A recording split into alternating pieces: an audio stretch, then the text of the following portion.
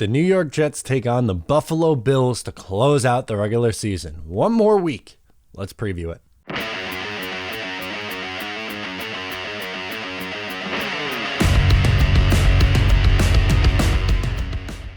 Hey, what's going on? I am Matt O'Leary, back with another video, and today I will be talking about the Jets Week 18 matchup. One more week to go. It is Jets, it is Bills, it is 4:25, only the second 4 o'clock game the Jets are playing all year, by the way. And the New York Jets are taking on the Buffalo Bills to close out the season. Before we get started, just want to mention you can follow me on social media at Matt O'Leary NY. You could also subscribe to the Just Jets podcast. Appreciate all the love and support there. It's a ton of fun. Those shows eventually will be moving back to Mondays. If you followed along for a while now, you know that in the offseason I like to go to Mondays. And during the regular season, do a midweek show. So it's one more week of Wednesday, and then it's going back to Monday.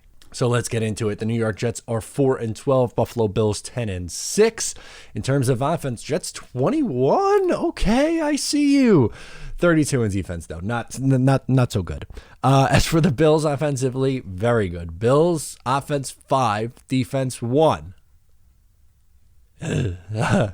Not great. I don't love this matchup for the New York Jets, and that's where I want to start this video. It is a massive test for Zach Wilson in the final week of the year. Now, I know you're 4-12, but the Buffalo Bills have a ton to play for. The division's on the line. If they lose this game and the Patriots win, Pats win the division. If the Bills win this game, then they win the division no matter what. So obviously they want to win the game here. And when you just look at this Bills defense, first in the league in fewest passing yards allowed, passing touchdowns, third in interceptions on the year. Like, they are dominant, especially against the pass.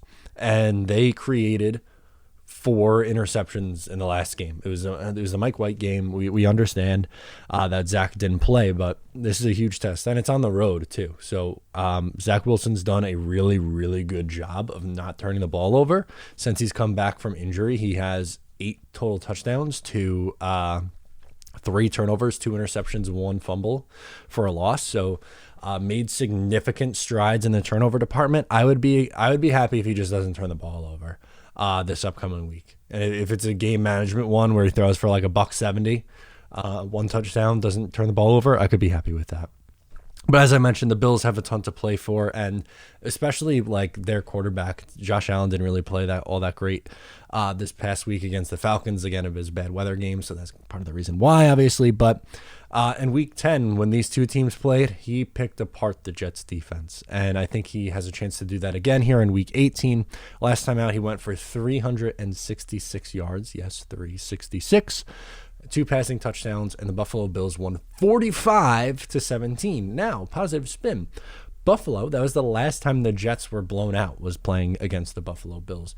Thankfully, they've turned it around, and they haven't really been out of games. They've been in it, and they've been competitive, which is absolutely a positive and something that you could look forward to about this game, or the second half of this season, I guess, is just, their ability to stay in these games, to fight, and to be competitive, which is really what you wanted all year long.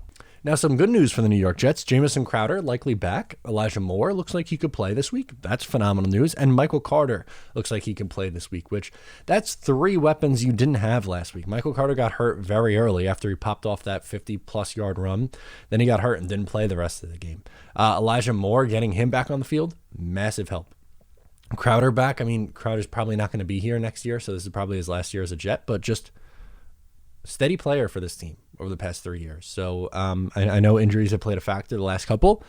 So I think that's another reason why I don't bring Jamison Crowder back, but it's going to help your young quarterback make life easier, because last week, outside of Braxton, did you have anyone that you trusted him throwing the ball to? Because I really only trusted Braxton Berrios last week. So getting more of those guys back. And Braxton's a little banged up too, by the way. So he might not be 100%, and they might need the Crowders, the Moores, and Michael Carters of the world. So seeing all those guys back is absolutely a positive for this Jets team. Now the question, do the Jets play spoiler?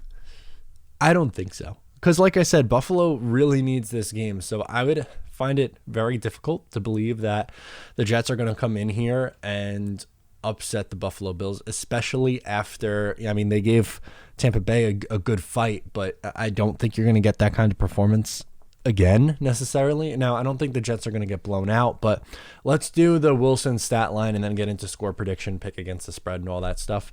So as for Wilson, I think he'll throw a pretty solid amount. I'm going to have him at 35 passing attempts. I'll have him complete 20 for 180 yards, 1 touchdown, and no interceptions. That's the key. If he does something like that, I know the yards per attempt isn't necessarily high. I know the completion percentage is a little below 60, which isn't great. But against this defense, you could do a lot worse. They held so many other quarterbacks in check this year. On average, the Buffalo Bills are allowing 185 passing yards per game against. They are allowing under 1 touchdown pass at 0.69. That is how many on the season?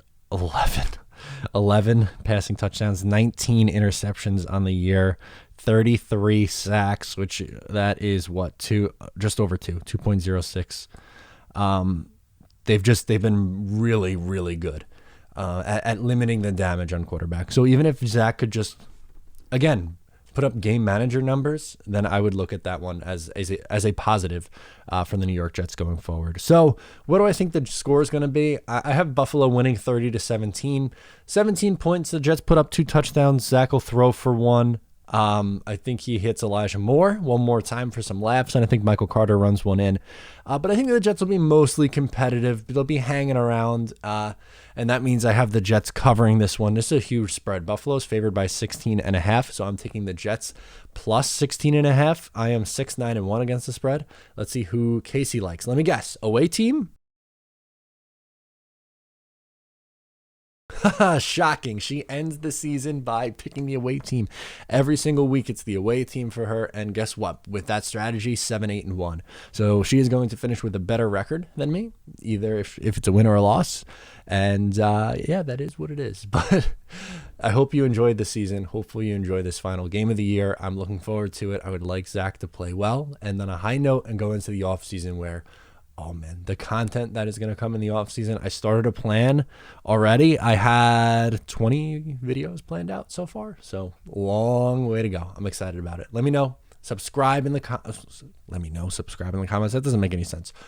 Let me know what you want to see in the comments. Thank you. And subscribe to the channel if you're new. That makes much more sense. Thank you. I'm Matt O'Leary. I'll catch you next time.